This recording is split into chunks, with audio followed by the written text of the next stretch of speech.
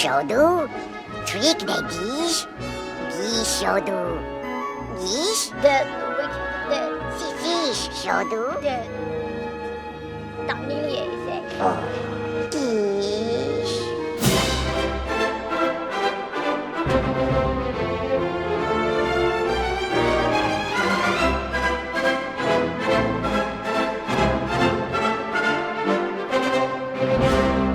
Hello and welcome to a furry, lovable, and extremely marketable episode of the Bargain Binge podcast. This is a brief edition, by the way. I am Dylan the Brave, and with me, as always, is... Hello, my name's Evan. I'm best friend of Wickett W. Warwick. And also... Aaron. My entire family's dead, Wickett. Oh no. Oh no. Well, do you need someone to talk to about that? Because I think we have someone with us today, actually. Do we have someone to replace my family that all perished Who could it be? Horrifically? Could it be you two over there? Hello? These two people? Who is this? Is that supposed to be the intro? Yeah. Yeah. Yes, that it is us. It is I, Dodge. And also we have with us... Hi, I'm Ruthie, and we're from the Ladylorians show. We're an all-female Star Wars podcast, and we record remotely, bi-weekly. Yeah. Yeah, well, Awesome. We're all men, and they're all women, so we're all in all the most well-rounded podcast of all time today. So, Oh yeah. you guys talk Star Wars, and coincidentally, Evan and Aaron had recently watched the recently uploaded to Disney Plus Ewok movies from the 80s, and we thought, well, who knows better about the deep lore behind the moon of Endor Yes. than the Ladylorians. You know, much like Pawn Stars, a Star Wars artifact was brought into our shop, and we called in the experts. We called in our experts. You chose the wrong experts then. Well, we'll see. We'll see. Hopefully. Don't cut yourself short Hopefully so we bring early. something to this. So tell us a little bit more about the Ladylorians. What kind of stuff do you get up to over on your show? So at the beginning of quarantine last year, spring of 2020, I decided one day to send out, which probably was not a good idea safety-wise when I think back on it, but I put out a Zoom link because everybody was bored sitting at home, and this was on Star Wars Stan Twitter, if you will. Oh my and God. I was just asking, if anybody would want to get on like a communal call and get to know each other and see each other face to face. And so I started posting those links, and it kind of caught on, and I was having calls with people from Twitter like nights in a row. And, the first time we did it, we had a really big group, and it kind of dwindled down as time went on to the same core group of ladies that were logging onto these Zoom calls to chat. And we decided to start a podcast in fall of 2020. Our first episode aired on YouTube, Spotify, and Apple Podcasts in Okay, October. plug. Yeah, we've been doing episodes weekly or bi-weekly since. But yeah, we are all across the United States. There's 5 of us, and we film episodes through Zoom and talk about any Star Wars content that is airing, or, if there's nothing coming out at the time, we talk about things that already exist and offer a youthful female perspective to conversation in the Star Wars fan base. Yeah, so basically, like, we talked about Mando, and Mando was coming out, because that's when we first started posting. And then we obviously didn't have content, so we dove into, like, different characters. We talked about different things that were going on in Star Wars itself. And then now, because Bad Batch is running the Clone Wars, like, spin-off series, we're talking about that right now. And we do occasional birthday episodes that are also really fun. So it's kind of just all over the place, but mostly just talking about Star Wars in general. Well, that's great. I'm glad that today we can fill in one of your blind spots and talk about Yes. the Ewoks movies. Yeah, I told Dylan, I was like, I'm glad that we were given an assignment to watch these movies, because if we didn't have like time constraints or someone, you know, depending on us to do this, I probably never would have been inclined to watch this piece of Star Wars canon. Yeah. So yeah. It's the most important piece of Star Wars canon. Only complete degenerates like Aaron and myself would sit down with nothing to do and say, "Hey, maybe we should watch those Ewok movies," which is how we found them. Oh yeah, no, just a lazy Friday morning when neither of us were working for some reason. That unleashed this whole experience into the world. I didn't know they existed. Oh, really? Okay. Well, I heard, Dave Filoni talked about the blurgs that were in it before, and that was the only thing that I have recalled from them. So I had no idea what these were before watching them. Yeah, I watched them as a kid. I had, like, the DVD 2-pack, because, like, one year I was like, that's it. This is Star Wars is my thing now, and it just so happened that those movies were recently released on DVD. So I watched these probably a lot as a kid, but they have left no imprint on me whatsoever. I vaguely remember, like, oh, there's scary bad guys, but nothing has stuck with me. Yeah. No, they've largely been lost to time. But funny enough, I learned that the actor, I think his name is Eric Walker, who plays Mace in the first one. He petitioned for Disney Plus to put these on there, and they did. So yeah, and now they're available for the world to see in beautiful, crisp, high definition for the very first time. Oh, but yeah. Before we talk about the movies themselves, we have our little segment called Brief Reviews, where we talk about what we've watched recently. So, Evan, you usually start this. What have you watched recently? Well, recently, I popped in my Blu-ray copy of Baby Driver, Edgar Wright's Baby Driver from 2017. It's one of my favorite movies, period. It has some of the best editing, I think, in a movie in, like, the past, like, I don't know, 10 years. Like, it's phenomenal. Every single cut is to the beat of the soundtrack and the music. For anyone who doesn't know what it is, it's basically about a young getaway driver who has tinnitus, and he uses his music to drown out the sounds of the tinnitus, and he kind of soundtracks his own car chases and whatnot. The film opens up on one of the best car chases I've probably ever seen. It's absolutely phenomenal. And a fun fact about that is when I saw it in theaters, my friend and I were late to the movie, and we missed the opening scene. And so we walked in when the credits were playing, and I was like, or the opening credits, and I was like, oh, we probably didn't miss much, we're fine. And so I didn't even know that scene existed until I rewatched it later, and then I was like, oh my god, I missed like the best part of the movie. It's a nice little surprise. Yeah. So yeah, that's I love Edgar Wright. Big fan of this his. is the year of Edgar Wright, because he's got two movies coming out this year with the Sparks Brothers and something about Last Soho. Night in Soho. Yeah. So his documentary. Never remember that name. On what is it? Your favorite band's favorite band, the Sparks Brothers, and a horror thriller that stars Anya Taylor-Joy and what's her name? Mackenzie something? I can't remember. The girl from Jojo Rabbit. Yes. So yeah, I'm interested to see him tackle that genre. So yeah, that's what I watched. Yeah, audience, do yourself a favor and don't look up anyone that was on Baby Driver.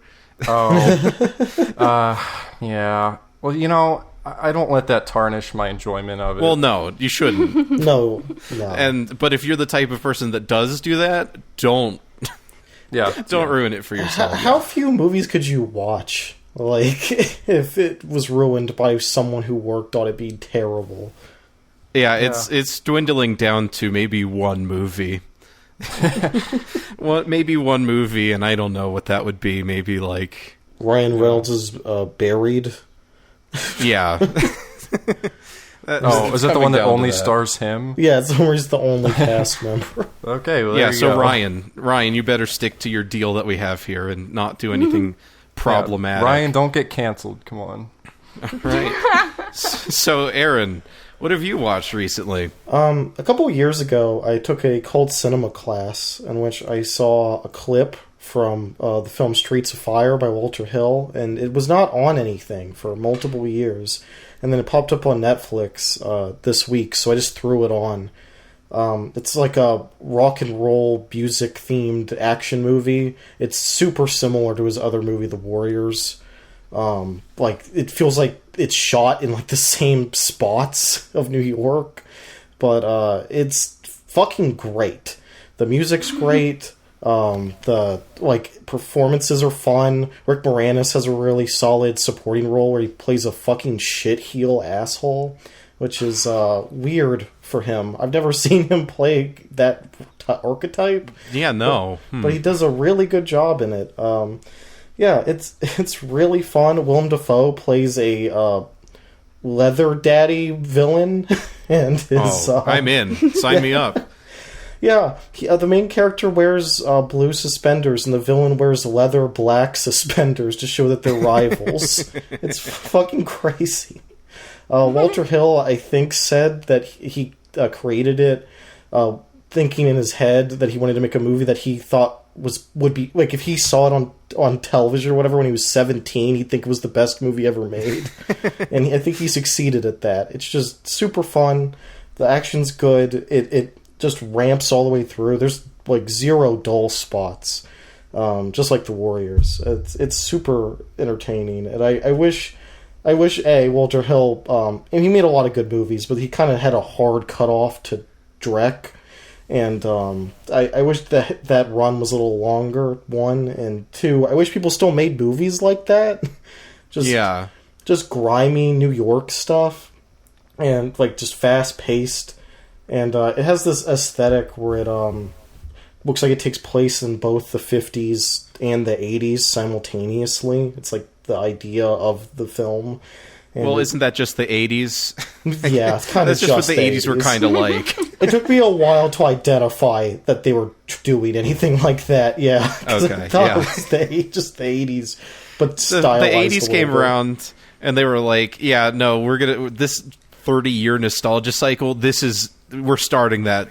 We're doing that now. We're all gonna wear pegged jeans and suspenders." I like that in the movie he doesn't wear a shirt. The main character frequently doesn't wear a shirt, but when he's around women, he'll pop the suspenders back on, even though he's still not wearing a shirt. Yeah, it's quite the look. Oh yeah, but yeah, that's about it. I recommend it if you're into that kind of thing. It's a great time. So something I watched in theaters recently that I wanted to bring up was The Killing of Two Lovers, which is a film that is there's a 99% chance that it's flown under your radar, audience, because I don't know of anyone that's heard of this, but my local theater happened to be playing it, even though it doesn't seem to have come out anytime recently. So I was like, why the hell not? But it's really an interesting movie. A lot of lame brains on Letterboxd I've seen have been like, how is this not an A24 movie? Because it's like arty. It has a very strong aesthetic style to it. And well, yes, that is something you generally attribute to what A24 distributes. This one's distributed by Neon, and it's just this... It's hard for me to talk about because I really don't want to say much about it because I went in completely blind, and that seems to be, in my opinion, that is the way to go about doing it, because the title of the movie informs you of what you think it's going to be, and that's all I was going off of, and then it was something very different from what I thought it was going to be. So don't look too far into it for optimal experience. Probably miss it in theaters. You can rent it. I recommend you do that. It's good. It's in the aspect ratio of 1.37 to 1, so a little bit wider than 4:3. And the cinematographic images that are presented on screen are just beautiful. There's this... It's set in Utah, and there's these beautiful like backgrounds of you just see mountains, and it gives you this geography of this small town, and it feels really genuine to a like middle of nowhere Midwest Southwest town. And the performances are great. There's a lot of long duration takes where it's just like a character will be driving around the block and the camera will just be locked off on the people in the car, and you just experience the whole entire time that they're driving around the block as they're having a conversation. It's very visually distinct. The score is very distinct in that it's not super traditionally musical, but it's definitely there. It's limited. It's just a really interesting, well thought out movie, very auteur-driven, directed, written, produced, and edited by Robert Mashoyan. I hope I'm saying that right, but highly recommend Killing of Two Lovers. Watch it at least once. It's definitely an interesting time. Yeah, I really like the guy who plays the lead in that, Clayne Crawford. I've seen. Oh yeah, he's great.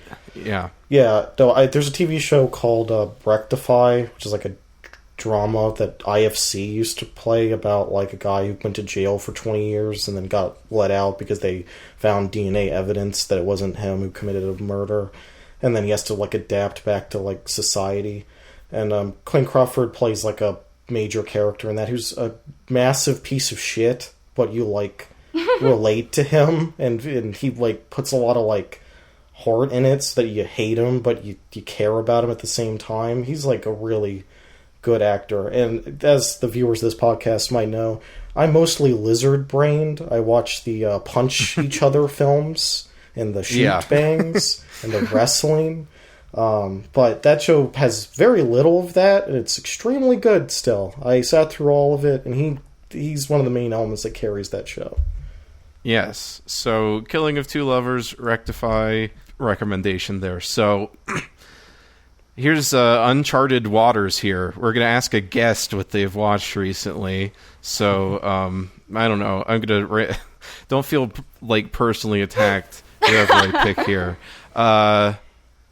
Dodge, what have you watched recently? You guys are really smart. Like, I just want to put that out there. You guys are really, like, film smart. Oh, so I'm going to sound like a freaking idiot because I've been so busy lately, but this morning I did watch, it's not a movie. Am I allowed to do a TV show? Oh, yeah. Yeah, absolutely. You can do anything. Okay. So I just watched the Loki episode. I don't know if any of you guys have seen it. I don't want to spoil anything. Okay, so I won't spoil it, but it was just really, really good. I used to be a huge Marvel fan before I really got into Star Wars, and it was kind of like, I really recommend it. It was so good. It kind of like brought me back to that phase of my life that I've like slowly am trying to get rid of. But now I'm like, maybe I will become a Marvel fan again. But yeah, so I watched that and it was really good. It was really, really nice to kind of just sit down and watch something that I didn't have any like idea about beforehand, which was kind of fun. Like, of course I know Loki, but it just goes through a completely different track in the Marvel universe that I wasn't expecting, and it was kind of cool. I'm curious, have you seen like any of the other Marvel TV shows, like WandaVision or yeah. Was it, how does Loki stack up against those other two? To be honest, Loki is my favorite one so far. I wasn't a really big fan of WandaVision. Not that I didn't like it. It's just those characters are not characters that I kind of relate to, if that makes sense. And I'm not really attached to. I loved the Falcon and Winter Soldier. It just felt like kind of a lot. It was just a lot to unpack really, really fast. And it was kind of like, I don't know. It was really good. I'm not going to say it wasn't good. It was just kind of like a lot for me, so it was kind of nice to have a little break. And then now Loki is more of like a comedic version of what's going on, which is kind of nice. I love comedy, so anytime we could put comedy into a movie or a TV show while also explaining this like deep idea in it is also really cool to me. So it's really nice. If you like love comedy, I recommend the Loki. Okay, yeah. Show. I mean, I'm a pretty big Owen Wilson fan. So oh my god! Don't even get me started. Wow. Love that man. Wow. Freaking Lightning McQueen. Yeah, you're some kind of chaos god, aren't you? I literally I was more excited about the Owen Wilson being in it than I was about like the show in general. I'm in a Cars phase right now, so I was like, freaking Lightning McQueen. Yeah, no, I definitely will have to check that out for sure. All right, and yeah, just because we went to film school doesn't mean we're smart. No, but you guys are. You're saying all these fancy words and music cuts and film We directors. like to pretend and I'm like we know what we're talking about. Yeah, the mise en scène in Oh my Loki. God. You know, I don't know. Bruh, literally in one ear, out the other right now. I giving don't me- understand any of this. You're giving me intro to film PTSD. I see. Oh, we have that too. Yeah, I had to teach myself intro to film because, this past year was my first year at college and I had to knock out some gen eds and stuff. And literally the professor I had for intro to film didn't do any live instruction, nothing on Zoom, no. nothing in person. I literally had to teach myself out of a textbook. So intro to film and I and all that language, we don't have a good relationship. So I'm a movie watcher. I'm not a film connoisseur. Yeah, well, we only watch Film A and Kino, Mostly, so yeah. we're kind of Okay. like pretty. So, Ruthie, what have you watched recently? Recently I've watched a documentary film called 8 Days a Week. It was directed by Ron Howard. It's a Beatles Love documentary. So I'm a huge Beatles fan. I've been a Beatles fan since I was like 11 or 12 years old. And like I thought that I knew everything that there was to know about the Mop Tops. But I was proven wrong by this film. So it covers their touring years. So it starts with footage from 1963 and goes through 1966 when they played their last live show at Candlestick Park in San Francisco. It was really good. Like I said, I'm a really huge Beatles fan, and I learned some new pieces of information that I didn't know and saw lots of sharpened and recolored footage that was really cool. And they had a lot of interviews with Paul McCartney and Ringo Starr and a bunch of their managers, producers. They had like reporters who toured with them and documented their touring years. Yeah, it was super enjoyable. One of my favorite things I learned from it is that by contract, the Beatles refused to play for segregated audiences in the United States, which I didn't know. The four of them, when they were in their early 20s, four white rich musicians said, no, we're not going to play for segregated audiences, and took a really strong political stance on that and got a bunch of backlash for it. But I actually didn't know that. But it was really enjoyable, and I'm looking forward to, there's another Beatles documentary that's coming out in August of this year called Get Back. It's directed by Peter Jackson, and it's going to be on Disney Plus. And it's going to kind of show their last recording sessions, the Let It Be sessions, through a completely different lens than their documentary film Let It Be, which is just all about their breakup and fighting and arguments. It still shows kind of like the brotherhood that they maintained throughout their recording sessions and puts it in a more positive light. So I'm looking forward to that. But yeah, that's what I've watched.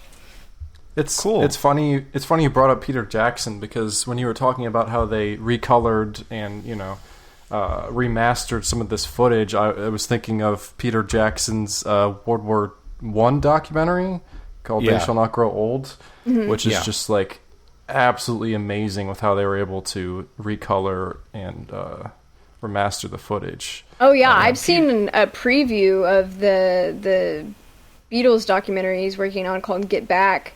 And like as a Beatles fan, like I was brought to tears like watching it, because like the footage was so high quality and like so realistic. It looks like it was filmed on an iPhone.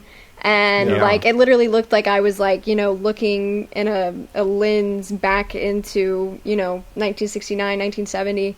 And it was just like a really emotional thing because like being a fan of Star Wars, when you're a fan of something old, all the content that exists is already out there. You're never going to get the opportunity to listen to a new Beatles song. You're never going to know what that feels like. So anytime there's like stuff in the vault that gets released for the first time, it feels like new content. Yeah, it was cool getting to have a peek at that. Yeah. Yeah, I'm glad to hear that you're a Beatles fan zoomer and not because recently I feel like the cool thing to be is like, oh, the Beatles suck. So I always appreciate hearing that people can still recognize that things that are old and might be conceived as corny by modern standards, people still like that. Yeah, there's a lot of misconceptions that arose about the Beatles and their relationships to black artists and things like that during last year's really intense protests and stuff, and a lot of it is really unfounded and stuff. And so I was I was happy to hear the truth from a team of people who have clearly done their homework and talked to the men themselves. And it was nice to be reassured of, the people that they really were in that film, because they get a bad rep sometimes by our generation that is just totally unfounded in truth. So yeah, fully agree with that. Well, speaking of Zoomerhood and all that good stuff, we're gonna get a baseline for the Ladylorians and their take on Star Wars. I have here a list of some let's say D-list Star Wars characters, mostly from the prequels. okay. So, as we know, I think you all are prequel fans, correct? Yeah. Ruthie's an OG fan. I'm a prequel fan. Okay. Got it. I'm primarily an original trilogy fan, but no, I enjoy the prequels. I'm a prequel enjoyer. Yeah. Oh, God bless. God bless everyone's heart. All the true Lucas heads out there. So, yeah, we can call this a heat check. Okay. And we can say so ready. Hot or not for all of these characters. Not necessarily physically attractive, like hot, good, not bad. Just however you want to interpret it. If you do find any of them particularly fetching, feel free to let us know. You'll Okay. know. So, we'll start easy. Sebulba. Jawa waro moki makalonki ona noto wo shagni wampete.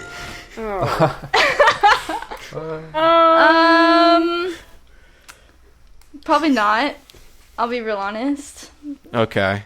Yeah, that's fair. He's a mean guy. Yeah, he's kind of an asshole. I don't really like the bad guys. I'll be real honest. He bullies a child. I don't know. Yeah, I'm He gonna has take that nice mustache. Yeah, that's true. I'm gonna take Dodge's stances on this one. Anybody who makes hating children their entire personality is like an me. Oh, Yeah. we're fucked. Character. We're Yeah. fucked. Uh-oh. So then we have Pit Droid, the little cute precious. droids that assist Anakin. Oh, heck Oh, they yeah. appear Yes. in Mando, right? Yes, they do as well. Okay, moving on to our next line item here, we have Jocasta Nu, who is the librarian in the archives, the Jedi I didn't even archives. know You're that was getting his name. deep. If an item does not appear in our records, it does not exist. I mean, okay, listen, I don't really know that much. She's kind of condescending, I think. Yeah, she's kind of, Yeah, she's kind of mean. She's in a couple Clone doesn't Wars she episodes. have I like know. chopsticks in her hair? Yes. Yeah, I I'm believe not so. rocking with the cultural appropriation, Jocasta. Oh my god. I mean, maybe you just really like sushi or something, and you like to have them handy. Or maybe you're trying to look like Nicki Minaj in the Chun-Li video. Not sure what we're Yeah. going for. Other than that, I would say hot. Okay. Yeah. I mean, definitely hot. I mean, she I understand why she hates everyone, because everyone comes to her and they're always like, I need this information now. And then she's like, well, I was kind of going to go on my lunch break right now and you interrupted me. So I get it. So I'm not really upset about her. So I'll say hot. Jocasta Nu is a girl boss. Apparently she's cool. forced. Is there a hashtag in front of that girl boss, or is it just a plain? Hashtag girl boss. Okay. Hashtag Jocasta Nu girl boss. Yeah. Force sensitive. Oh, she's force sensitive. Yeah, Well, according to Yeah. the old Wikipedia here. Why I'm pretty sure. Yeah. is that an element? I don't know. if she's force sensitive, I think she would probably maybe have She was the better judgment not to eat sushi with With chopsticks hair that And are just covered use with the her force hair to oil. levitate it into her dandruff. mouth. It's God. extra. Oh, you point. know she has a scalp problem. Oh yeah. Yeah. For Jocasta, but that's a universal hot for Jocasta. Yeah. So then we'll do Bib Fortuna, Le Java no bother. the Jabba the Hutt's right hand man. Okay, Yeah, hot, smoking, I on don't- fire. Honestly, I don't know why you bothered to ask about Bib Fortuna. No one doesn't like Bib Fortuna. He's a fucking. I mean, is there a Everyone- sexier name than literally Bib? nothing. Never mind. I'm gonna keep my mouth shut. But yeah, what a man. He's everywhere. He's literally everywhere. Yeah, more like Chad Oh, yeah. Fortuna. He's like number one. Like, oh, he's a kind of obscure character. Let's put him in this scene everything. because Yes. it's on Tatooine. Yeah. Yes. Also, he's got his fingers in many pies. He's all over the Yes. place. Yeah. He's a man of the earth. Yeah, he recently Yeah. appeared in the Bad Batch. Like he's did Yeah. everything. Yeah. and Okay. he died recently. Oh, did. rest in peace, Bib. Yeah. Rest in peace. That's very unfortunate. Didn't in the preview for Book of Boba Fett like Yeah. shot He him. just shot him. Yeah, he reclaimed his throne. Yeah, he he's- was like, hey, I love that get like out of here. he I love was. that like we had a major character death in a preview.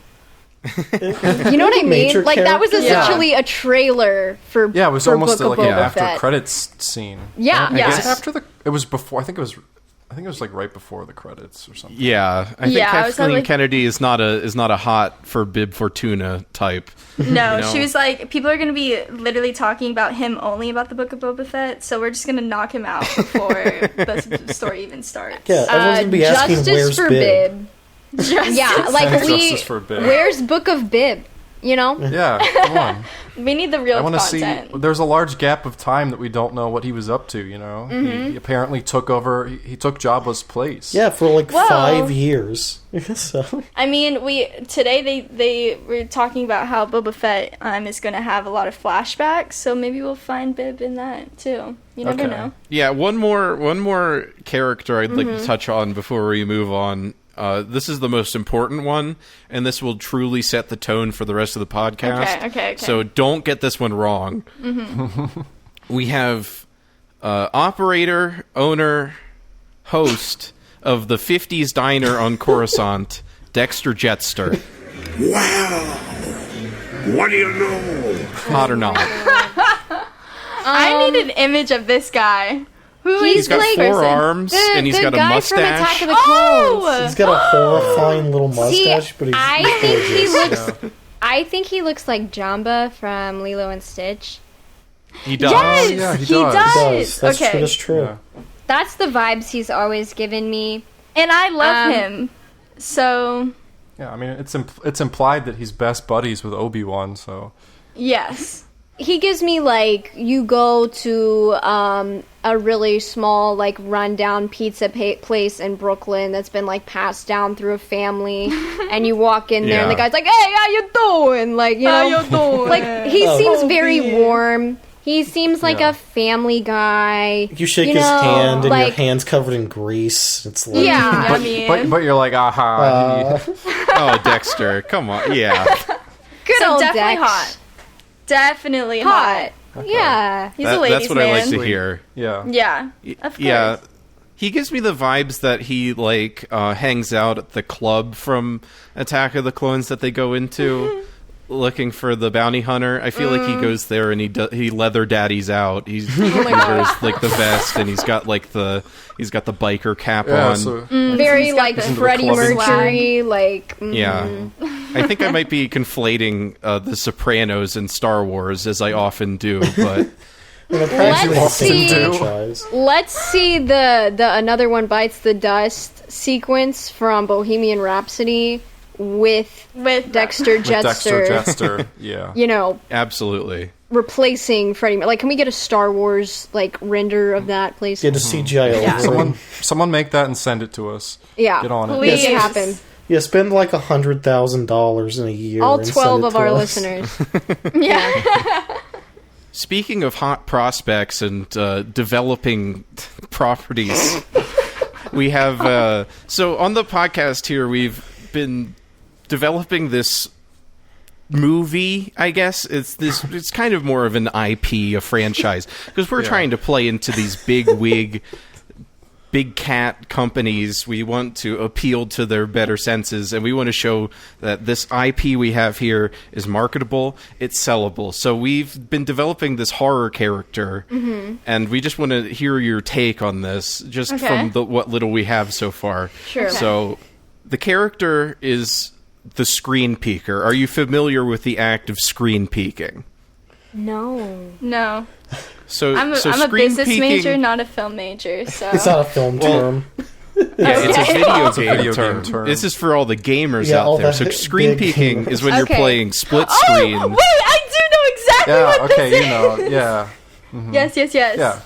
It's when you're playing and you're playing split screen, and Yeah, whoever and they is playing with freaking you is cheat. looking Yeah. at your Yeah, screen yeah. so they can locate Freaking where you are. Yeah, Villain when It's a you're, very origin story. frequent. It's a very frequent thing in like Call of Duty Yeah. or like or I was- Fortnite. I was just playing Call of Duty with my friend, and she was doing this, and I was like, no more. We're done. It's gone.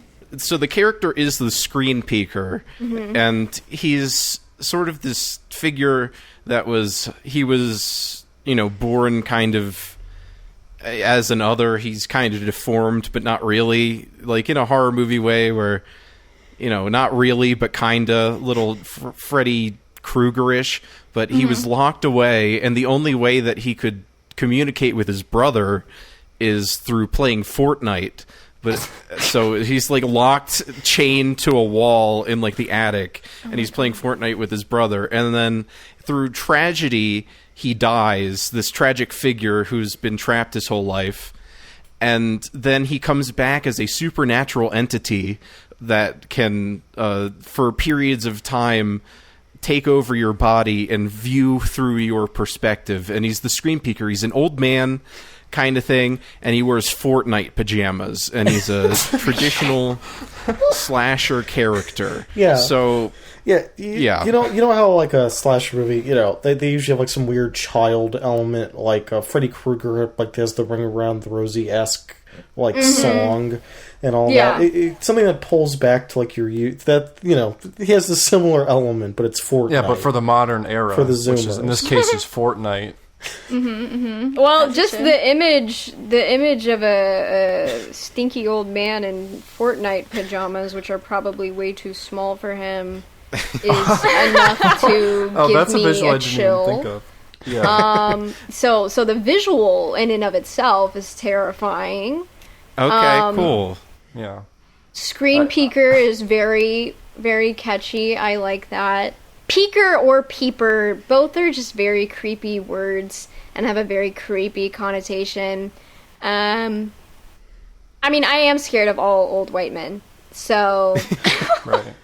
you All know, right, so Yeah, I think it's a very relatable like fear. yeah, yeah. sure. So knowing his powers and like his theming, do you think there are any like sort of slasher movie kills that you could imagine him doing, like set pieces where he like claims his victims? What kind of interesting visual things can we get out of this? Oh, God. Okay, I have a question. So is he just trying to like kill people because like he's like, okay, whatever, I'm gonna just kill everyone now, or is he just accidentally killing people by like entering their body? Like what? He's a vengeful spirit, Yeah, so I it's think definitely he's intentional. malicious. Okay, Yeah. okay. Do you think he's vengeful, or he just wants to score that victory royale? Oh, okay. I think that's the true motivation. Yeah, he's got to be the He last never got one it. standing He never on got Earth. it. That's what it is. Oh, He never he achieved never- it, and that's what. Yeah. That's his villain origin story. Yeah. He's bad at Fortnite. Yes. Okay. So Yeah. he needs There we he go. needs to feast on young bodies who are skilled in Fortnite. So he needs to go into all of these like white Catholic schoolboy, high schooler bodies, and play Yeah. these tournaments for clout. Yes. And Yes. he feeds off of the wins. Yeah, that's I like good. this a I like lot. this development. I like this direction. Yeah, I like this a lot. I also And- really and- like the. Oh, I was No, just gonna yeah. say I really like the visual of his pajamas being too small for him. Okay, but what is his motivation for playing Fortnite in the first place? It's the only way he can communicate with his brother. Really, it's like the only like quality time they have because he's like treated like a freak his and locked parents away. like locked So- him in a closet. Yeah. I feel like he should make kids play Fortnite, and then if they lose, they have to Fortnite dance to their death. And so like, Oh, that's and great. so like That's they either great. have to like dance forever, or they stop dancing and he just kills them. He's like, obviously you're not good enough. So I feel like that would be a great way because he just needs to get that final thing of serotonin, and then he's like, oh well, you're not a good dancer, so you're dead. Oh yeah, maybe like the it. way that you know you're being possessed by him is you start involuntarily dab. Yeah. You're like, wait, Yeah. what is this? What is this feeling? A dab? I want a character to have like a giant gamer PC that they don't stop talking about, and then he like makes their like dad throw it out the window and it falls on Oh his no, head. they get like their hand. He forces their hand to go toward the like $1,000 fan that's Yes. installed into it. yeah, Oh, that's good. yeah. Some guy who's like, I'm the best at Fortnite because I get 300 FPS. like my reaction times are, and he just fucking gets killed by his own gaming PC. Yeah, but I way to really go. like that. I really like that the element of him turning the world into a battle royale, because he can because horror movies, it's typical to set them in like a small town, so everything's kind of like removed from society. So he could like self-contained, lock down. He could set the circle around the town, and then it slowly closes in, and then the climax can take place at like his childhood home. And then it's That's where the him. storm is. Oh my gosh! And then it's him versus his brother at the town center, and the circle is Oh, closing. yes. And then it's like, I'm gonna have to kill you. And then the brother's Okay. like, it's fine. And they basically play Fortnite for real with guns in like a square block of town. Obviously. Yeah. Oh yeah, they get pickaxes and they have like a little one-on-one pickaxe action. Can The this chainsaw scene from Mandy. can the song that plays over the credits be the number one victory? Absolutely. Well, yeah. Right now, just wiped out Tomato Town.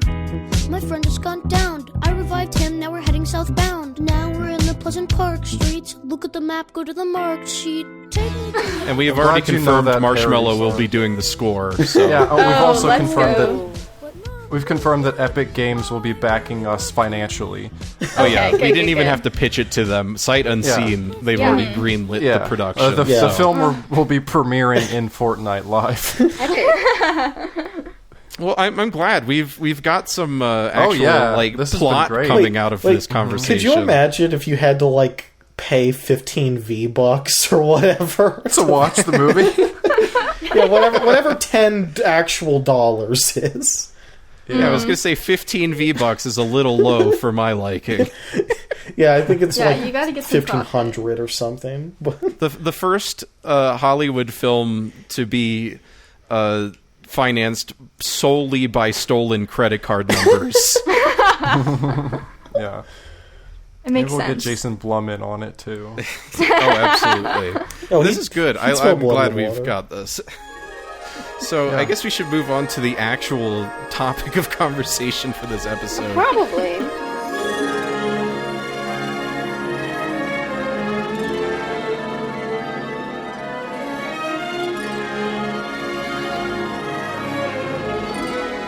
Yeah, we're talking today again about the Ewoks movies from the 80s, and to give a little background on these, so George Lucas was looking to create these specials for television, and they were originally conceived as 30-minute specials, and that'll come back later. And he couldn't get anyone to buy the 30-minute versions of these things.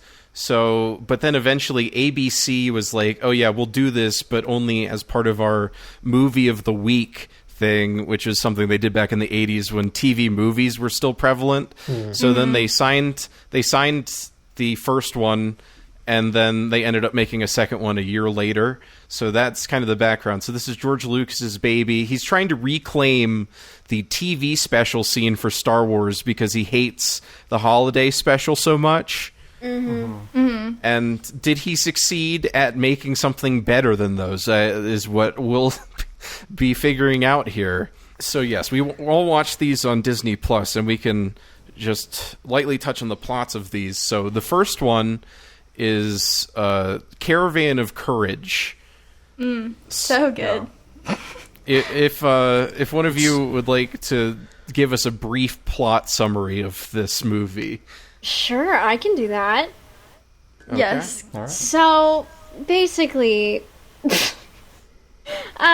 we are on the forest moon of Endor, and the film opens and we see a galactic star cruiser that has crashed, and there are two parents that are looking for their missing children and trying to coax them to come back home. Every day since the crash, you've told them not to leave the ship. I've told them too.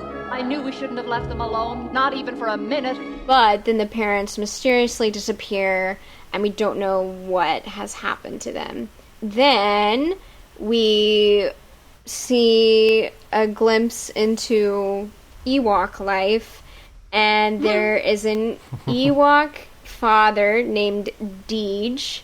Oh, you know their names. Oh my god, I know the I'm name. shocked Wow. about that I'm information. She did her impressed. research. Oh, you guys Okay, didn't Wikipedia. take notes? Anyway. You're gunning for No. Filoni's position. I'm just trying to stay I can't awake on remember this all these one. So yeah, there's an Ewok father. His name is Deej, and ironically, he's missing his children too.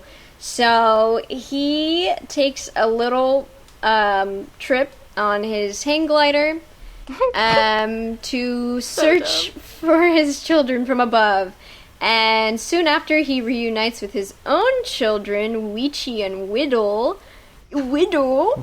He finds Little Ewok. he finds two children aboard this star cruiser, and there's an older brother. His name is Mace, and there's a younger girl, his little sister, who is named Sindel. Sindel, yeah. Sindel. Okay. No, Mace, no! Be quiet, Sindel. They weren't hurting me. These might be the guys who have mom and dad. I think they want to be our friends. They go back with the Ewoks to their village and explain that they've lost their parents. They're trying to find their parents. They gain the trust of the Ewoks first because Sindel is sick, and they help to heal her. And soon after she's healed, they implore the Ewoks to embark on a journey with them to find their lost parents. Please help us. They're gonna die.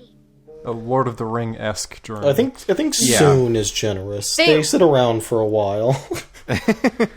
This pretty much what this movie is. There's a lot of sitting around. It's just really characters find a method to move to the next thing where they sit around. Yeah, basically. That's this movie. Let me tell you, I had to concentrate very, very, very, very hard. I love movies, so honestly, having to force myself to watch it was something that I've never expected. But I will say, freaking Sindel, Queen, carried the movie. Honestly, acting fantastic. I mean, it certainly wasn't Mace. Yeah. Oh my god. Oh my god. We need more medicine. She needs more medicine. Look at her. We need some more medicine. Whose cheeks? We need more medicine. We need more of this. This movie really shows us the biome of Endor like we've never seen before, because we're introduced to all these new races, including the giant people that capture the parents. Honestly, such great. Yeah, literally amazing stop motion. Loved it. That's one of the high points of the movie for me. Honestly, that has it's fun, just seeing goofy those effects. Yeah. Like, see, I'd like to take a moment to relate Caravan of Courage and the Battle of Endor back to Rudolph the Red-Nosed Reindeer.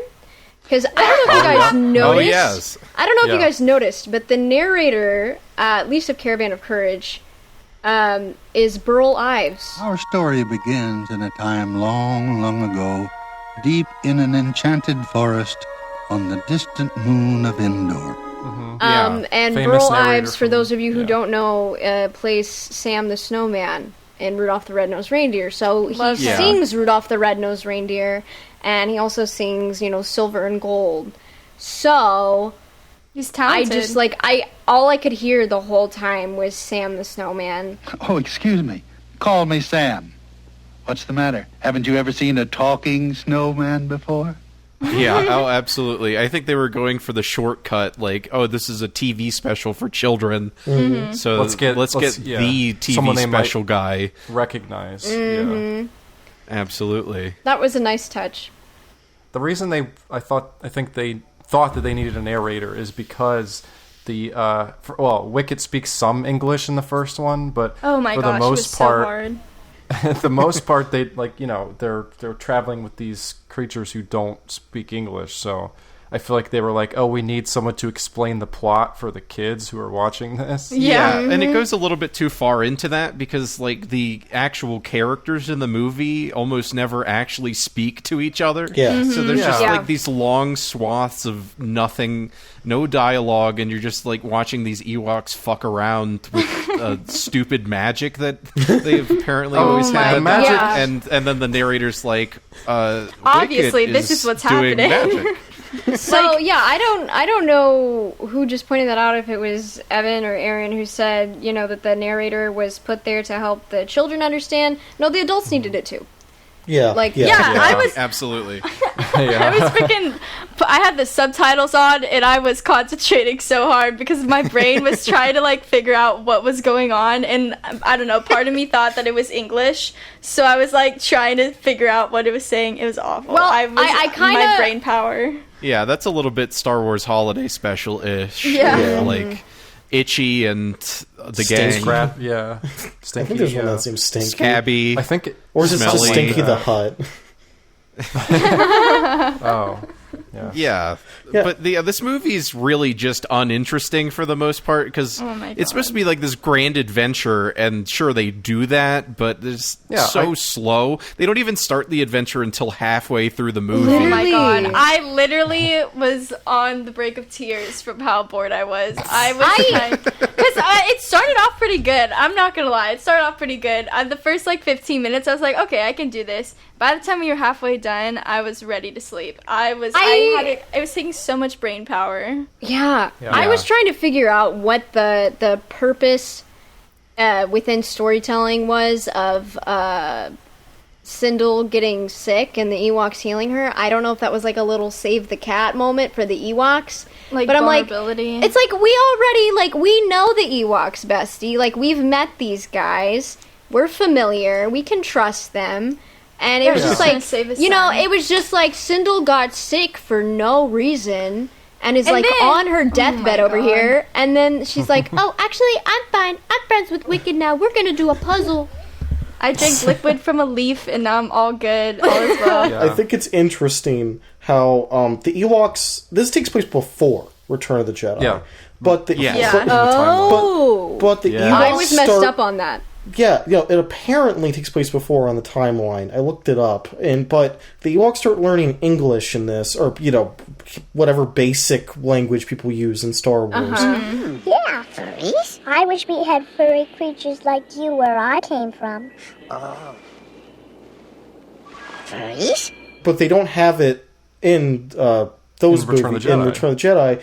And they also, in Return of the Jedi, when they see people, humanoid people, they try to, eat them. Yeah, their immediate reaction is to roast them up and eat them. But why did they do that if they've already met Mace and Sindel? Yeah, that's the big piece of contention with these movies is where does this sit in canon? Because, it doesn't sit well with a lot of people that the Ewoks... No. But in the second movie, Wickett is pretty much fluent in basic... Literally, I don't understand that at all. I thought I missed an episode or something. It made the second movie a much better viewing experience. Also, the pacing of the second movie was way better. There was way more action. Yes. But yeah, it was kind of painful at times just having to listen to Ewok babbles. And, the humans were... It was so much of the script was Mace and Sindel trying to communicate with them and them just getting stares back. And I'm like, that's where your third-person narrator comes in, because we need a translator. An interesting thing I wanted to bring up about this is that apparently... so George Lucas did the story for this, right? Mm-hmm. But You mean also... here's my impression of George Lucas writing the story for this. There's Ewoks, and that's it. So that was a good impression. It was good, yeah. Apparently, he brought on the nanny of his children to co-write the story with him. I saw that, and his whole motivation, whole motivation to write this movie was his daughter Amanda loved the Ewoks, so he wanted to write and produce something about the Ewoks for his daughter, who was obsessed with them. Which I thought was cute. I was like, "Oh, Georgie, Georgie, poor George." I mean, to be clear, he didn't write this. He wrote story, which like I was implying, doesn't mean much. He probably just dumped it onto someone, and I feel like that is the problem with the first one, is that there isn't much of a story that was delineated to the actual screenwriter, because it was originally supposed to be 30 minutes, if you'll remember. And I think that they just took the same exact beats that were going to be in that 30-minute one, and then they stretched it to a full 2-hour TV movie. Literally, the writing was so bad. The one part in the first movie where the one Ewok is dying, and Mace is like, "No, you can't die. You're brave. You're strong. You're my friend." And it was like, what? No, please don't die. No. I had to stop for a minute and kind of just soak that in. One of my favorite aspects of these two films is the fact that we have just earthly animals on Endor. I was going to bring that up. Not only do we have the horses that they don't even bother to give them a galactic name or Star Wars name. I know. They just refer to them as horses. They're just horses. That's not a Star Cruiser. That's a horse. So we have some stallions, and then we also have ferrets. That ferrets, the Ewoks appear to be eating for dinner. Goats. Wait, what? Goat, chicken. I don't know if they were going to eat them. I think I don't know. I thought the implication was that they were that would pets. change everything. If it's an Ewok, I don't know. I feel like they just eat whatever, They did almost we were eat saying people. they were down to eat those humans. Yeah, we also had an owl. Yes, an owl, a rat, a lizard. There's so many just regular Earth animals, and it's like, okay, guys, they probably could have just omitted them. I mean, they had a low TV budget, so they probably blew out their budget on these big monsters, that look like they were made in Jim Henson's Creature Shop. Yeah, they look great. Yeah, I mean, literally, the prosthetics and some of the puppets and the monsters, they look really good. The big main ones, it's okay, this looks like it could be, in a theatrical Star Wars movie. Especially for a TV special, I was impressed. Yeah, they were actually really good. But my God, I guess we ran out of money to animate them and to create any sort of background critters, because my God, why there's horses in Star Wars? Huh? What's going on? Why are there llamas in the background? There's llamas. Okay, and there's so many. The whole fact that it's supposed to be the forest moon of Endor, but it was not a forest. We saw the forest. It so clearly looks like Southern California. Yeah, you see the other biomes and you get to see like it just turns into a desert at some point. Yeah, we were I was like, that's also, my backyard. In Caravan of Courage, like, we were in, like, plains, like, really desolate plains, you know, too, traveling. Mm-hmm. And it was like, where are the redwoods? Like, where's the trees? Yeah. Yeah. To be clear, the main structure of this movie, once they take off, is just Mace touches things he shouldn't touch. Literally idiot. And then he almost dies. And then the Ewoks save him. Yeah. And then he touches the next thing. And so on. Inexplicable magical events happen that are just like, what? Yeah. On do you guys journey remember the scene? To save their parents. Yeah, it's like taking your kid into the T-Mobile store and he's just like opening all the iPads and downloading Fortnite onto them.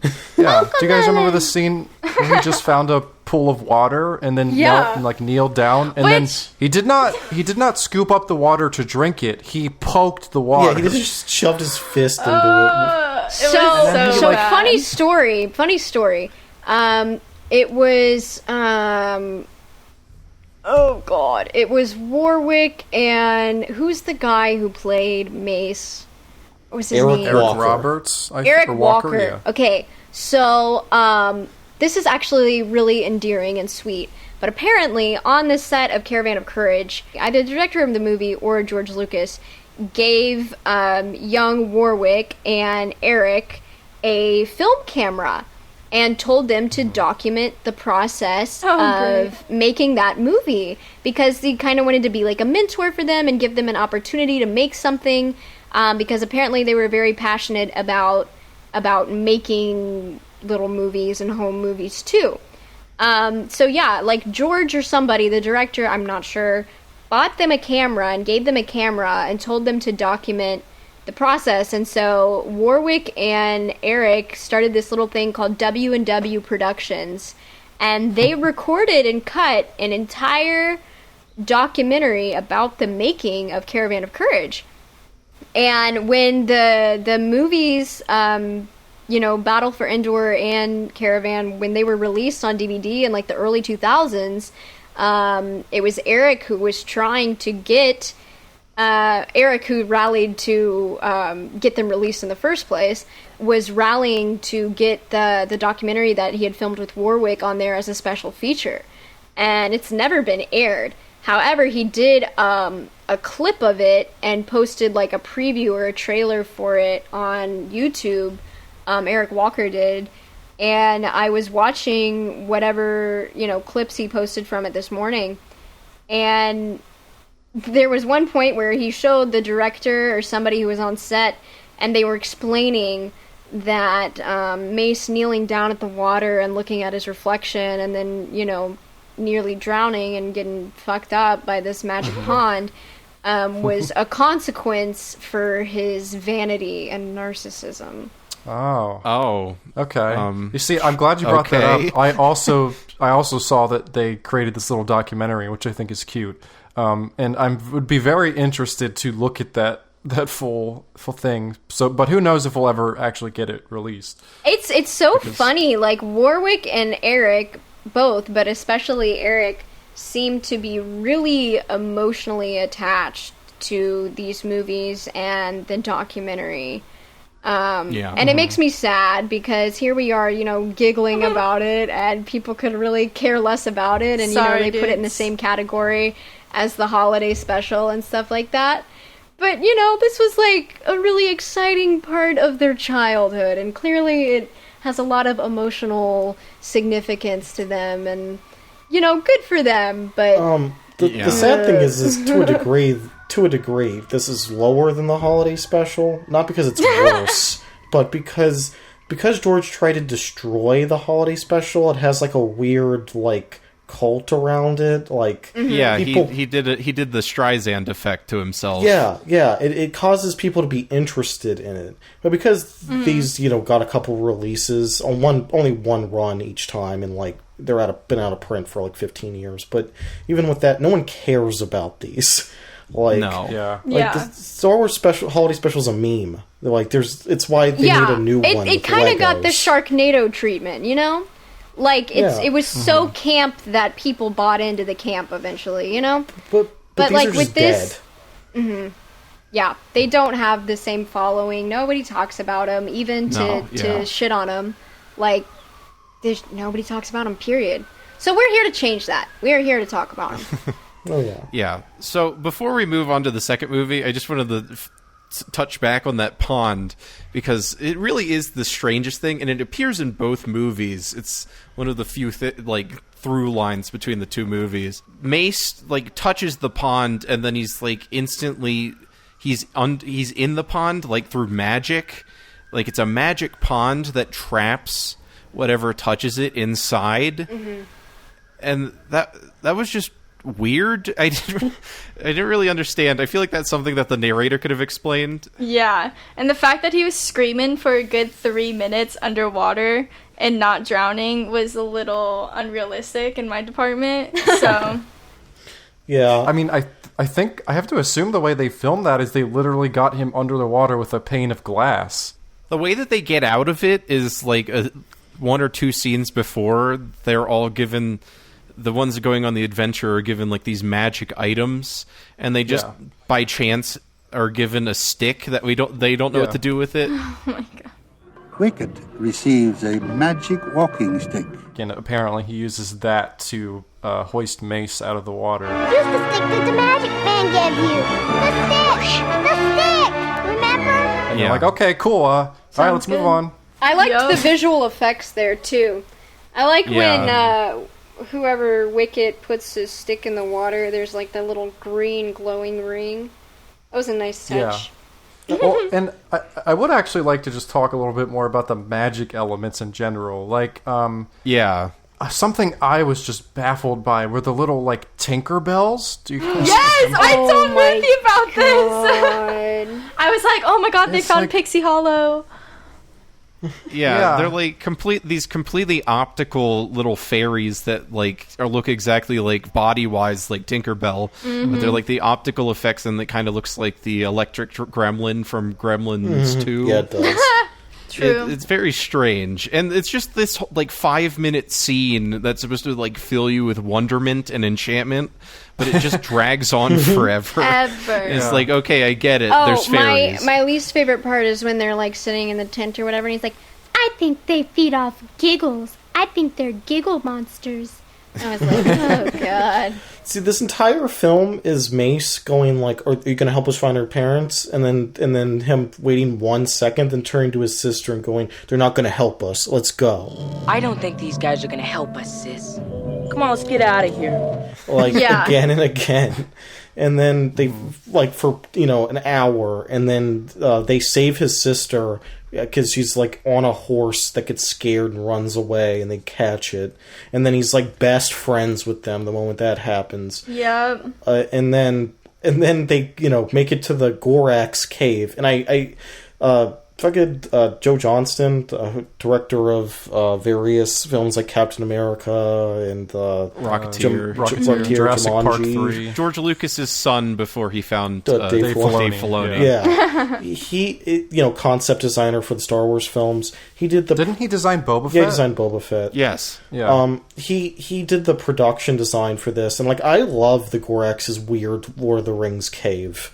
I think it's super cool. I thought I like the weird rope spider web, I like the dumb plastic oh god, spiders. the spider that you could see the fishing line dangling from. They introduce this element where Mace throws axes with this other Ewok. And then this movie is unbelievably poorly written, but I was like, okay, he's got to use the fucking axes. And then at the end, the Ewok who throws axes with him dies, and he takes his axe, and he's like, "Oh, you can't give this to me. This is your axe. You can't die. You have to use it. I have to use it." I know. If the writing was so bad, it hurt. Your axe? No, this is your axe. You're gonna need it. You're gonna need your axe. But then, okay, so the Gorax or whatever gets distracted by Tinkerbell and kills him, and then he takes his axe, and then they fight the Gorax, but his mom just shoots the Gorax with a gun, and it falls off a cliff, and I was like, oh, he never used the fucking axe. and then the Gorax climbs back up, and he throws it into its neck, and it just falls back down. And I was like, Evan, if they didn't have him throw that axe at him, this would have been a 0 out of 10. I would have been like so angry. It's just so it's basic callbacks and like storytelling. It's like and payoff rather. Set up and payoff. It's like if he didn't have that moment, it would have been like, what? Excuse me? Like the whole part where he like is given the rock and he's like, it's just a stupid rock, and then the Ewok picks it up and I'm like, oh god, that's gonna be something we're gonna talk about in the next 30 minutes. Dude, that reminded me of the Charlie Brown Halloween special. I got 5 pieces of candy. I got a chocolate bar. I got a quarter. I got a rock. I don't want a rock. Yeah, so now we'll move on to the second one, Battle for Endor, and I would like to note that for some reason, if you look up the first one, it'll just come up as the Ewok Adventure and not the original title, which is Caravan of Courage, so be mindful of that if you're looking it up. The Caravan of Courage is a bad title, I'm sorry. It's a bad title. Awful. Yeah. But the Battle for Endor, that's more or less a true name. There's a kind of a battle. Oh, you mean like Star Wars? Oh, yeah. There's a war. Yeah, war in space, in the stars. Yeah, absolutely. Okay, so basically, in the beginning, what happens is, of course, they're still on the moon of Endor, and they're vibing, having a good time. Suddenly, everyone's fluent in English, which is cool. And then, everyone dies. And then they get, like, kidnapped or something, and then they escape. And then, yeah. And by they, I mean, actually, I don't even know their names. The little girl and what's his name? Whittle or something? Sindel and... Wickett. And Wickett. Yes, those two. And then a girl turns into a crow, and I don't know. That's all I remember. Yeah, so we have these two orphans that have to band together to take on this evil force that is now taking over Endor at large, because Sindel's whole family dies. All the human characters you got to know in the first one, within the first 5 minutes of this movie, they just die. Can I just say how bold of a move that is on the screenwriter's part of this one? Yeah, for just they swapped out a guy who's never written anything before or since from the first movie. Yeah, George Lucas's nanny. Yeah, with the Wheat brothers or whatever, who are actual screenwriters who have written films like Nightmare on Elm Street 4 and stuff. So it seems like they came in and were like, oh, that movie was dog shit. Let's get rid of as much as we can for this one. So they just insta-kill everybody besides the little girl. Another thing I loved was how nonchalantly Sindel told her father that Mace and her mother were killed. Mommy, Mace, they're dead. She literally took like 5 whole seconds and was like, dead. Mommy and Mace died. And that was it. And the father was like, I know. Yeah. Also, we touched on this at the beginning of the episode, but the actor for the father in the first movie has been replaced with the police chief guy from Die Hard. You listen to me, you little asshole. I'll always be with you. Not sure and he's on why. the poster and everything. I think they thought that this was going to be like a name draw to get people to watch the movie, because it's like an actor that's been in things. Sure. And then, he's on the poster, like in the heroic role, standing next to everyone, and then, he just dies. Can we talk about how when he 0.5 seconds. He goes to rescue Wickett and Sindel, that he goes like full on like commando, and he puts like the black stuff on his face. He's wearing like camouflage. I'm like, good to know that Bass Pro Shop exists in the Star Wars universe. Hey, gotta love Bass Pro Shop. Yeah. Yeah, but who do you turn to when your whole family dies? Probably Wilford Brimley, who in this movie is at the ripe age of 50, going on 90, and he lives in a little shack with his alien friend who runs around really fast, and he's a little bit slow to accepting Sindel and Wickett, and he's like, get out of here, but then slowly they become friends, and these four join together to take on the evil forces. We got a lot better things to do, than look after these little bounders. Yes, they've kidnapped all of the other Ewoks. Do we think that this Noah character is supposed to be like the wise old guy? Like, is he like our Merlin? Like, what's going on? Yeah, kinda. He in terms of his acting, he does exude a very like, I don't know, fatherly energy to him. Not at first, obviously, but he warms up to Sindel and Wickett, and he's just very warm by the end of it. I feel like Sindel has someone new to look up to, or at least that was the idea. Mm-hmm. Yeah. She can learn a lot about taking your blood pressure and your taking your medication for diabetes. I'd like to talk to you about diabetes. I'm Wilfred Brimley, and I'd like to talk to you for a few minutes about diabetes. Yeah. I did quite enjoy his little monkey friend who runs fast. You did? Yeah, that freaked me out. Yeah, that freaked me out. I thought he was charmingly he was weird. I like the part weird. where they threw him. He was weird in like a Star Wars creature kind of way that made me, I don't know, it just felt like it was something out of like the original trilogy. These movies are hard to talk about because I feel like all the names of the characters are peak George Lucas being like, Yep. Your name's Tarek. Yep. Your name's Cheek. Your name's Noah, but without an H, so it's Star Wars. Yeah, I think it's interesting because Noah's backstory is that he's like John C. Reilly in Kong Skull Island, where he crash landed here like 40 fucking years ago, and he's just been trapped. And his friend, you learn later, because he had a friend named Salik, I think, who he went there with. Yeah. And Salik, wandered off to, get help or something, and he disappeared. And you find out later that Salik's just a fucking skeleton in the castle. I thought he was going to, appear as, a trapped old man, but no, he's just dead. And they reveal that the reason that these guys think it's, a power source is because they kidnapped Salik, and he just told them what they wanted to hear.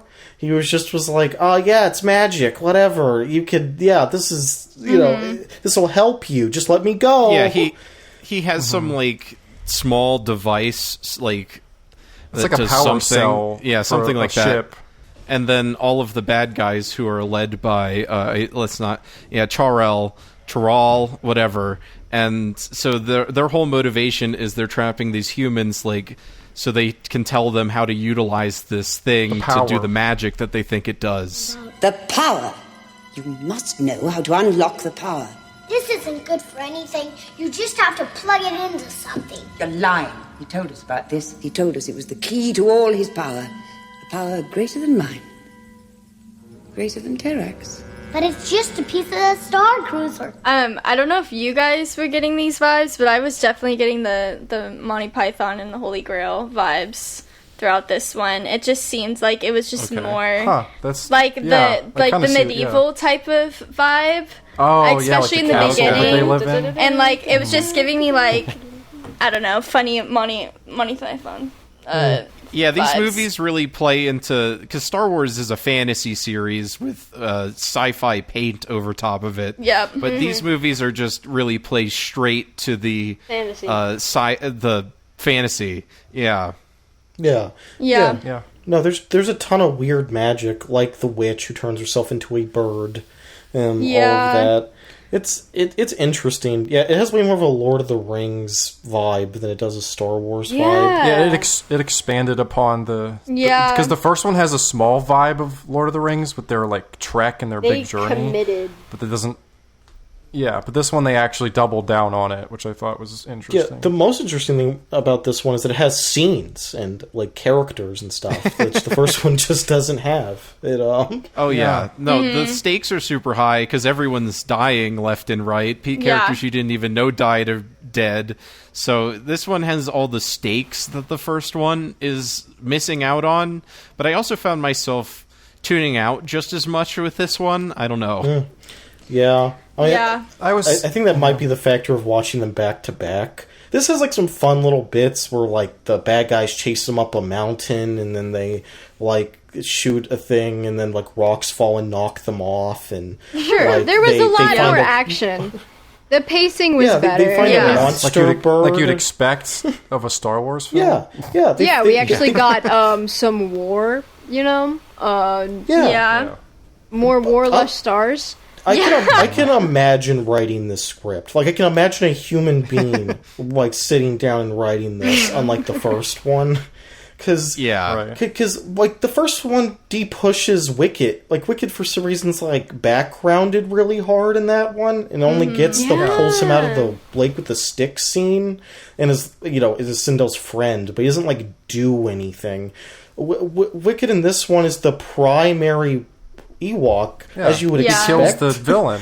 He beats the villain. He kills the villain at the end. As it should be. Yeah, this one really understands what these movies should be more than the first one. Mm-hmm. Yeah, it has. Because the first one kind of feels like, it's the movie of the week. I'll put it on with the kids, and then the parents just okay, I'm gonna go get a beer for the next 40 minutes. I don't know. The second one is like, mom and dad could sit down and be like, okay, there's a witch lady, sure. Sure, that's a great way of putting it. Wilford Brimley. What do you guys think of the stop motion critters? I think good. Yeah, fun. Just like the like first them. one. Well, here's something, a little factoid. Apparently, this was pretty much the last time Industrial Light and Magic did these kinds of effects is for these movies. Yeah, I read that too. The specific stop motion. So, I mean, again, it's like not as good as the effects work in the original trilogy. Since this is a TV movie, or these are TV movies, but it's like, for what it is, I think it's pretty good. Yeah, but there's a lot of cool, force perspective and, integrating stop motion in a way that feels like it's really there. You see a big monster, and then you see it run through, an actual wide shot of the forest. So it all connects really well and feels, real, which is good. I really like the what are they, the Blorg or Blarg? Blurg. The things that are in Blurg, yeah. Love those guys. I was like, and wait, I guess Dave Filoni I've saw them seen too. these before. Yeah. Dave Filoni was like, again in the Mando. Oh yeah, and they built feet for the Blurgs to make them when there's close-ups and stuff. They built they built different parts so they'd always be integrated in different shots. They really tried to make them work, and it's pretty cool. Yeah. I want to loop back around to Ewoks talking English. Trouble, big trouble.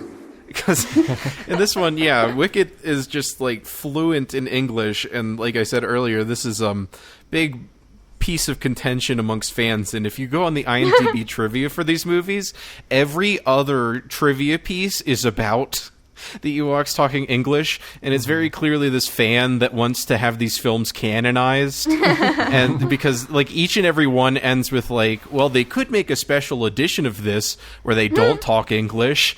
I guess, I don't know, please just canonize this. But what the obstacles that it presents that the Ewoks are talking English, especially before episode 6, what are the implications here? Well, I took many years of Spanish, and it all left my mind. So maybe once she left the... maybe they just forgot. Yeah, maybe they just forgot how to do it in the interim, 2 years. Yeah, I mean, if you notice in the second Battle of Endor film, it's there's no narrator. So I think they were like, okay, what if we got rid of the narrator and we just had Wickett speak English? I think it would have been mighty charming if Wickett dedicated himself to being the Ewok translator for his village. You know what I mean? What if he really sat down and taught himself basic so that he could communicate with his friends? That would be really charming, but then it doesn't make sense to have everybody just suddenly know basic and be able to communicate out of nowhere. Yeah, I think Sindel... Wickett could be known as the basic bitch. Yes. Sure, exactly. All across the land. I think Sindel should be speaking a little bit of Ewok, and he should be speaking a little bit of English. Yeah. And it's that they can communicate. They've known each other for this, I think it's a pretty long... I think it's implied that it's been at least a couple months, right? Yeah, between the movies. Yeah, and so they've each learned different parts of each other's language. Yeah, it had to be long enough for Sindel to get a new dad, so... Yeah. Yeah. Good old Wilford. I just picked them up at the dad shop. Yeah, you as guys you'll don't find. have one of They're those? like bodegas in New York on Endor. The dad shops. Yeah. You just got to find the right redwood in each town. All the dads who say they're leaving to go get milk, that's where they go. And then They go get a new kid. Yeah. I think it's interesting because, okay, the movie goes, they raid the castle to get back, the Ewoks, and they, fight everybody. And it's a pretty fun sequence of them, like, tricking them. Like, Teak, because he's super fast, runs in, and the two guys are playing space poker, and he shoves a card up a guy's sleeve, so it plops out when he's playing, and the other guy gets mad, and they shoot each other. Yeah. And then they, they raid the place, and then they find, because the main villain punishes the witch by locking her up, and fucking, they try to, like, free her, but then Sindel's like, no, not her, and she grabs the keys and chucks them down a hole. It's like, leave her to die. Fuck that. Yeah, you don't see that very often in movies. Usually it's like, oh, I'm going to forgive the villain here. No. Yeah. No, this movie's, like, weirdly dark. Yeah. Oh, yeah. No, the writing's pretty Like, morbid. It's interesting. Well, yeah, the one thing I remember from childhood is how much I was scared by, like, one of the goons, because Sindel has a nightmare. Yeah, the nightmare of her being murdered? Like, the house is being raided. Yeah. Yeah. And there's, like, a jump scare where she goes over to Wilford Brimley's bed for help, and the sheet bad pops guy. up, and it's one of the Marauders. And that just scared scared the me. shit out of me as a kid. And something on IMDb I found out is that they cut that, like, little jump scare out of further broadcasts of this movie because kids hated it so much.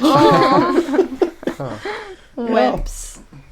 You can kind of tell that the Wheats exclusively write horror outside of this, pretty much. Like, oh yeah, they wrote Nightmare on Elm Street 4 and Pitch Black, and yeah, the Riddick movies. Yeah, you could just see that, like, dripping into this with all the weird darkness. Yeah, and then they make a big escape, and then Wilford Brimley fixes up his crashed ship. And then the bad guys chase after them, and then Wilford Brimley just slaughters them with his spaceship cannon. He kills like 40 of them. There's not like the Ewoks kick the Marauders like ass. Like there's not a single Ewok casualty because I don't know if you remember in Jedi the Battle of Endor. It's like you see Ewoks die and it's very sad. But. It's almost like equal for a while until they get the upper hand. Mm-hmm. But in this one, it's just they just beat the Marauders senseless. Which I found funny. Yeah, it's a curb stomp. It's so funny. Yeah. Yeah, you think that, like, they have this dynamic between that race of characters and then the Ewoks, because they've probably been fighting for who knows how long, and you wouldn't think that the Ewoks would be the dominant party in that dynamic. No. The little fuzzy guys kick some ass. Yeah, the little stupid bears, as Mace calls them. This is a good place to wrap up the thoughts on the movies. So, like, overall, do we recommend these at all? One or the other? Or what are the final thoughts on the Ewoks duology? I found them entertaining. Like, actually. They weren't terrible. I mean, it was very clear that they were made with children in mind. So when you're watching, you have to be thinking that, it wasn't made for you as an adult. Yeah. But they seem to have at least the illusion of a somewhat high production value. I mean, it didn't look terrible, like it was filmed in somebody's backyard, like... Also, I thought that the score was pretty good. Like, it wasn't terrible. Some of the music made it fun, for sure, and enjoyable. It's doing like a one-to-one ripoff of John Williams stuff. Yeah. And I also found that a lot of it sounds a lot like the Star Trek theme. Yeah, no, I don't think it was as cringeworthy as some other stuff that's out there, i.e. Holiday Special. Like, I really didn't find myself cringing a lot. Because I feel like the child actors, they were really skilled and really committed to their performances. The dialogue wasn't as horrible as prequels dialogue. Hey. a lot of it was, I'm sorry, you know what I mean. But it in the nicest way possible, it was not as agonizing as I expected it to be. I found it kind of charming and cute. I'm just imagining them coming out of the forest and into the desert, and Mace is like, sand? Fucking sand? Out of all things. It's coarse and rough, and it gets everywhere. Sindel, we have to get out of here. Yeah. No, it's for what they are. I mean, okay, I will say I think the second one is far better than the first one. For sure. Yeah. Because as we've mentioned, it has like fun sequences, and I think it tries more to have like a cohesive plot and like just story structure, which helps. And of course, I'm like unironically, Wilford Brimley helps. I think he's pretty. I think he's pretty decent in terms of acting in the second one, and he's a good character. And yeah, as we've also mentioned, it's like the second one has lots of like fighting and a big battle, which is kind of what you come to expect with Star Wars. Yeah. So yeah. But yeah, I'm glad we were able to do this because I think it's really interesting to look at them in comparison to like one another. I think. Yeah. Yeah.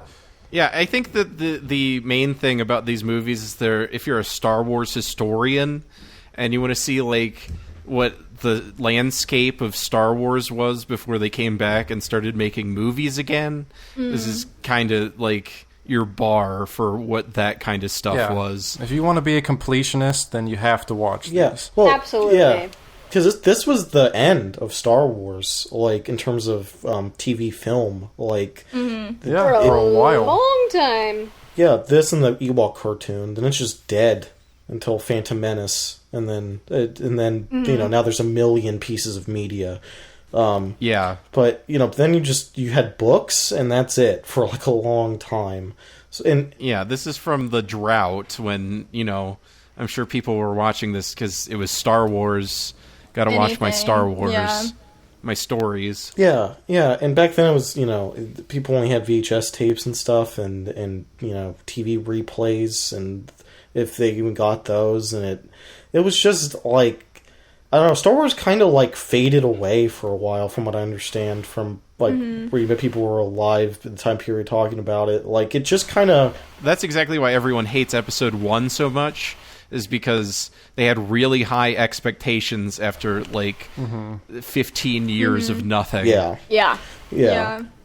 And, personally, I if you just want to watch... If you're into, like, goofy fantasy stuff, I can recommend the second one. The first one I can only recommend as a historical look. It is so dry. And the character is so unlikable sometimes. Well, I think that's a good place to wrap up the movie talk. I think we got our thoughts out. That was nice. Yeah. Good combo. Yeah, I learned a lot. Okay, well, another successful episode of Bargain Binge. You can find us on all your favorite podcatchers, Spotify, Apple Podcasts, Deezer, Stitcher, whatever, at bargainbingepod.com. You can check out our YouTube, which is just Bargain Binge Podcast. That's also on the website. You can go from there, where we upload clips of each episode a week after they air.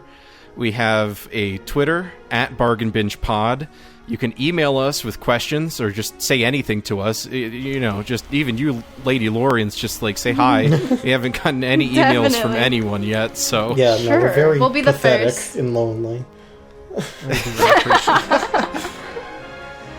But yeah, we also have goods to sell to you now. We have a Teespring where you can get shirts and hoodies and whatever the hell you like with our nice smiling faces or just the logo. And also, we are selling stickers through PayPal.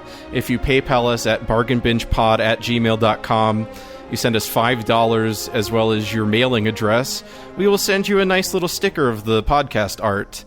And wouldn't that be nice to have and show your friends? Links to the Teespring as well as the stickers can be found at bargainbingepod.com as well. So where can we find the Ladylorians online for all the adoring fans out there? So you can find the Ladylorians on any social media. We're on Twitter, Instagram, TikTok, all the goods at Ladylorians. And then you could find Ruthie on Twitter at Ruthie Skyhopper. And you can find me on Twitter as well and on Instagram. I don't know if Ruthie, if you have an Instagram that you want to advertise, but mine for Twitter and Instagram is both Mando _ what's _ what? Dodge, I love you. My Twitter username is actually Luke Skyhopper. I hate to break it to you. What did I say? I said Luke Skyhopper. You said Ruthie Skyhopper. A little rift in a friendship here. I know. I'm Ruthie, really I put disappointed. this on the podcast Is this every the week. end of the Ladylorians? Is this how we go? We could facilitate My it. TikTok is Ruthie Skywalker, and then so my you have Twitter is okay. Luke's Skyhopper.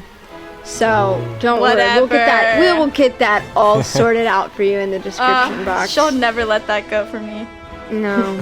Well, we're not on TikTok yet, but maybe that's a field in which we need to take over and do I've been like little thinking about videos it. over Bella Porch songs or whatever, for the kids. We have like 2 videos, so it's fine. Yeah. Don't worry about it. Also, I forgot we also have an Instagram now, which is also we at do. Bargain Binge Pod. Yes. Did I even plug our podcast? I'm literally Not really. Okay. Sorry, I'm terrible at this. This is why I don't do it on our podcast. But no, just kidding. We're the Ladylorians show on YouTube, Spotify, Apple Podcasts, on whatever you find your podcast on. We post bi-weekly, kinda. I don't know. We just post whenever. If you follow us on social media, you'll find us. But we usually post Thursday mornings every other week. So if you want to go see some Star Wars content, just see us make fun of each other for an hour straight, that's where you'll find us. Well, thank you for that, and thanks for coming on the show. Very good show. Yeah, you're Oh my gosh, welcome. Thanks for having us. Being here. Yeah, well, until next time, audience, I've been Dylan. I've been Evan. I've been Aaron. Goodbye, y'all. Yeah, get the fuck out of here.